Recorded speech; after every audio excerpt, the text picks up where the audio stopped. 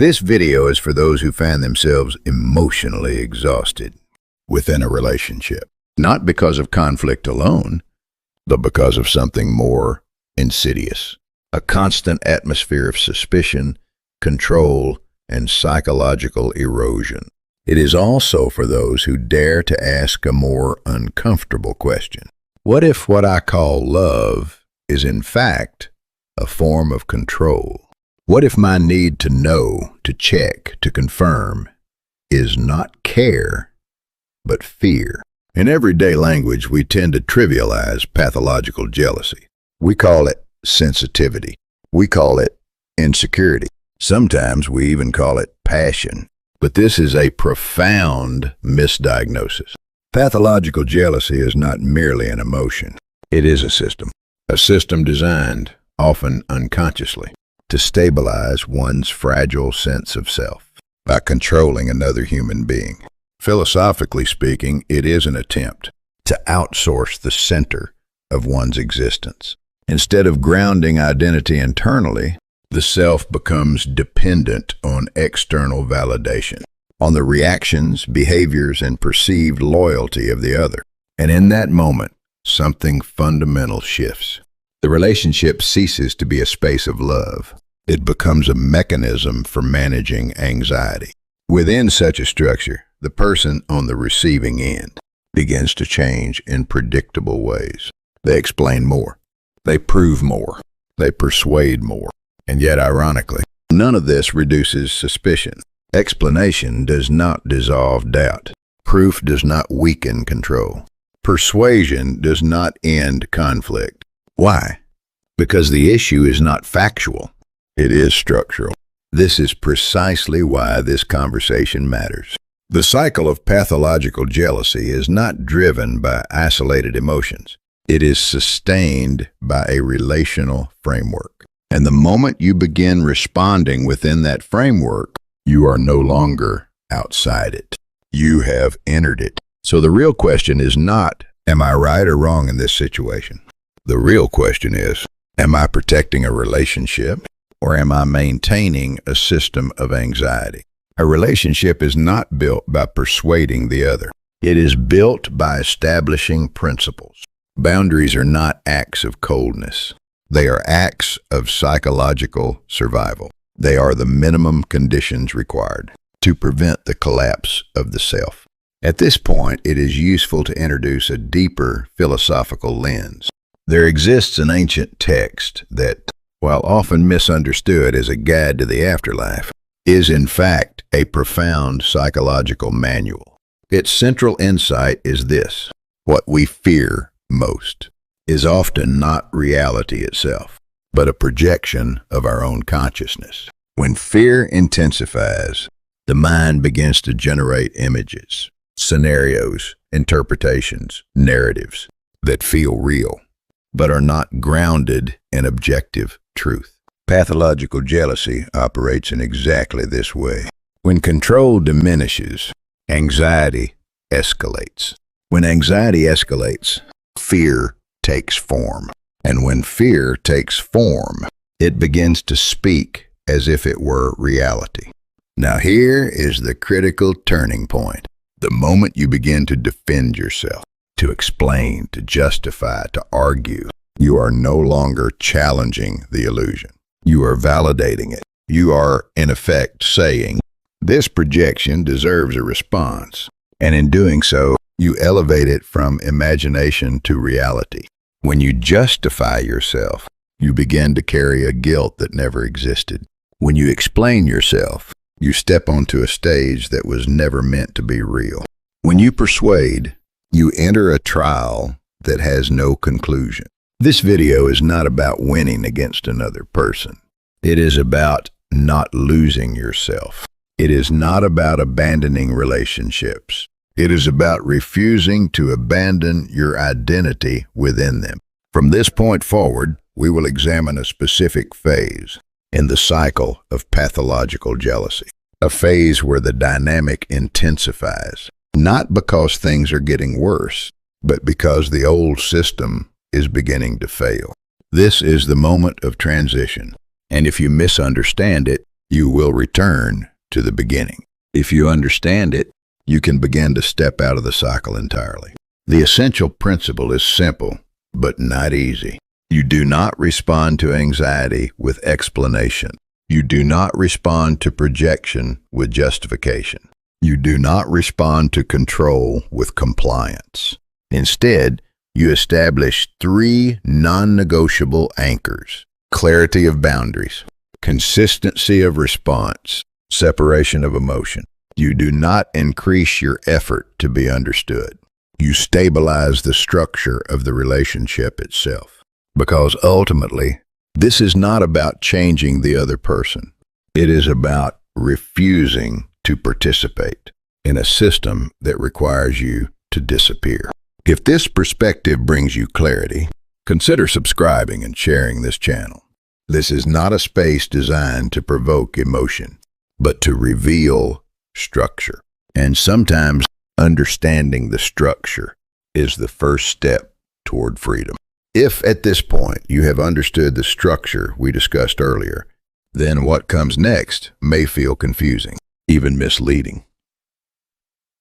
Because after conflict, after tension, after emotional escalation, something unexpected often appears: calm. But this calm is not what it seems. What we are about to examine is what we may call stage 3 in the cycle of pathological jealousy.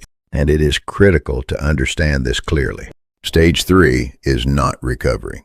It is an attempt to restore the previous system of control. On the surface, everything appears to improve. The suspicion seems to fade. The tension softens. The emotional climate stabilizes. But beneath that surface, the structure remains intact. So let us be precise. Suspicion has not disappeared. It has merely been suspended. Kindness is not an expression of unconditional love. It is a form of exchange. And the phrase, "I won't do this again," is not transformation. It is a conditional statement. And because of this, when the partner relaxes, reassures, or returns to the previous dynamic, the cycle does not end. It resets, almost without exception. This is why stage 3 must be understood not as peace, but as the silence before a storm. Recognizing this structure is the first act of realism required to protect the relationship, and more importantly, to protect yourself within it. At this point, it is useful to return to a deeper philosophical framework, one that offers a surprisingly precise map of this phenomenon. In the Tibetan Book of the Dead, there is a repeated warning. The more peaceful and beautiful the visions appear, the more powerful their pull toward attachment becomes. Most people assume that danger appears as fear, as anger, as chaos, as something obviously threatening. But the text makes a more unsettling claim. The most dangerous illusions are the ones that feel comforting. Stage 3 of pathological jealousy mirrors this exactly. In the text, after passing through terrifying visions, consciousness begins to encounter gentle, calm, and compassionate forms. They do not attack. They do not accuse. They appear kind, even loving, and yet the teaching is explicit. This, too, is a projection of your mind. The moment you cling to it, you fall back. This is the precise structure we see here. When your partner says, "I'll try to trust you now," this is not the end of suspicion. It is its temporary suspension. The mechanism has not been dismantled. It has simply changed form. When kindness appears, affection, warmth, even intimacy, it feels like restoration. But structurally, it often functions as a return mechanism. Affection becomes emotional recall. Kindness becomes a subtle invocation of guilt. Intimacy becomes the illusion of total repair. And the emotional response this creates in you is powerful. Relief, comfort, hope. But here lies the most dangerous moment. Because, as the ancient teaching suggests, the one who relaxes here will return. In other words, this is the point at which the conditions for the system's reactivation are completed. Even the statement, "I won't do this again," must be understood with precision. Words by themselves do not transform structures.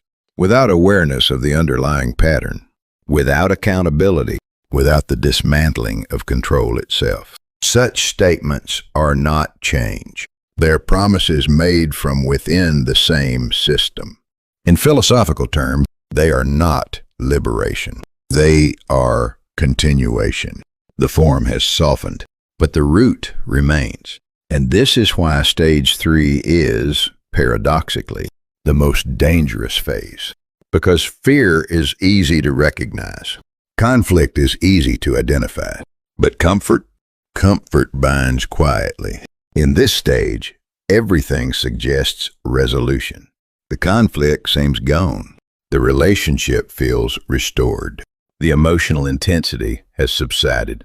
But in reality, this is the stillness just before the structure restarts.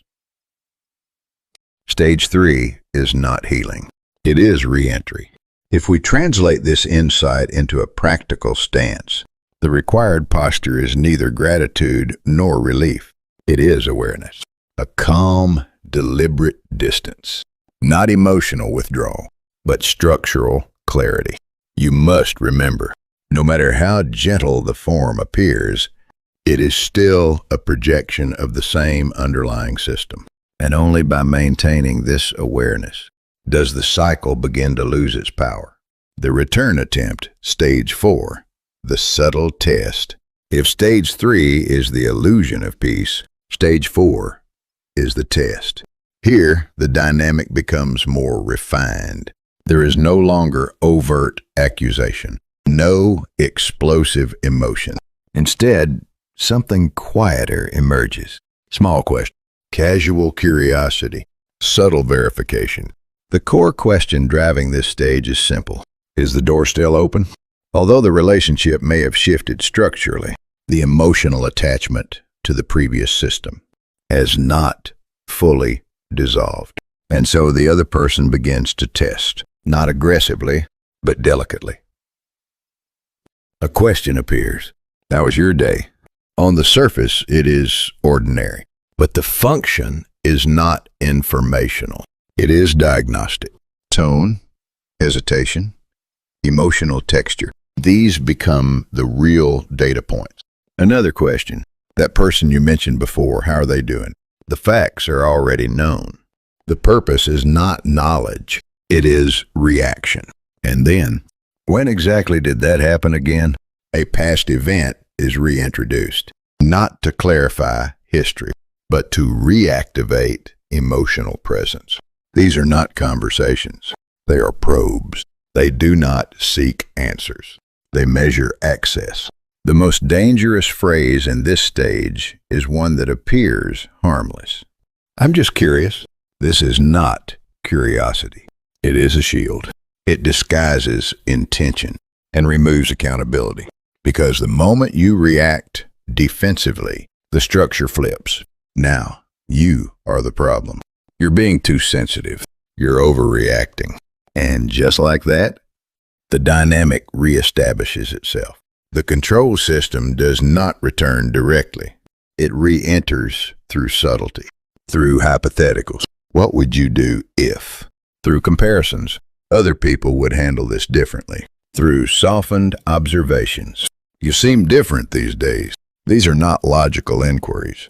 They are psychological entry points, and responding to them keeps the door partially open. At this stage, another concept from the Tibetan Book of the Dead becomes relevant. The idea of the bardo, a transitional state, not fully in one world, not yet free from another. Stage 4 is exactly this. The relationship structurally has shifted, but the psychological attachment remains, and the text offers a clear directive. Do not respond to the sounds and visions. They are creations of your own mind. Translated into this context, questions are the forms. Emotional appeals are the sounds. Requests for exceptions are the illusions. The more you respond, the longer the cycle persists.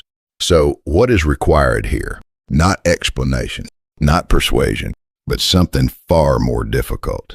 Consistent non-engagement with clarity. You maintain the same boundary. You create no exceptions. You do not elaborate.